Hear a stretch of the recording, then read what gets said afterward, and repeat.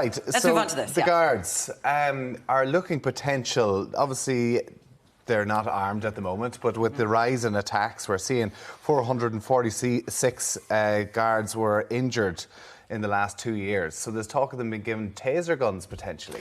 So the Garda Representative Association are having their annual conference, and there really are two blocks that they're discussing. One block is pay and conditions, the second block is Garda safety. And as you mentioned, Tommy, they're saying that over 400 of their members were assaulted in the last couple of years.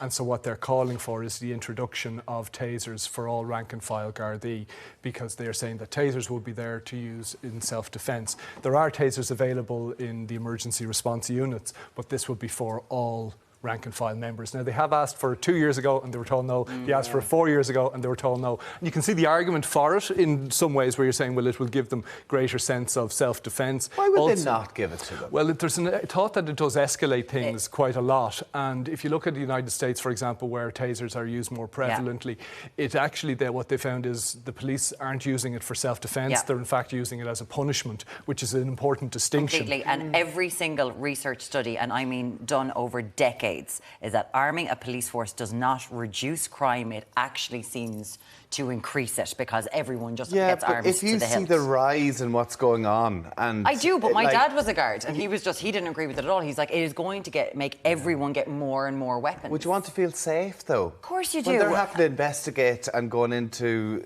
suspicious situations, you would like to feel that you're... But isn't that recruiting more guards, not spending more money on arming them, recruiting more so that you're going around in teams of 2 and 3 and having more guards on the street? Surely it makes more money to spend. Well, anyway, at home, let us know what you think. 0896 111 111. Would this be something that you think that we should see more of, guards being armed on the streets?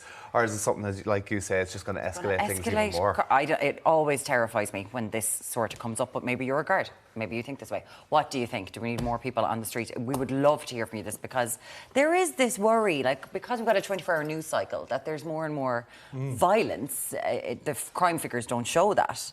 But, you know, people are afraid. A lot of people getting in touch regarding the police being having taser guns, and you were saying, Muireann, like, just more people on more guards on the beat.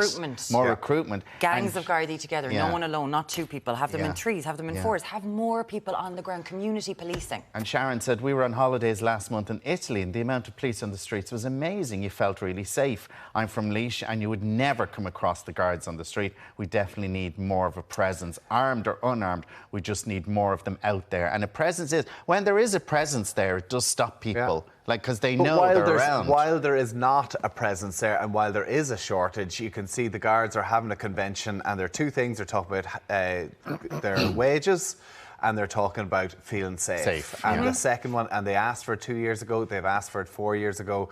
They don't feel safe out there, and that's because there's not enough of them. So either they tackle one thing or the other. But you can understand why guards are going into precarious situations. Completely. And they're on their own. But there's a report that the guards said 2 years ago during lockdown, we have lost Dublin city centre. We do not have enough guards. So Elsie's doing the same. I live in a very large town, Kildare, and we have a serious lack of guards and a lot of antisocial issues. We need more guards on our streets. I've lived in this town all my life and never seen it as bad.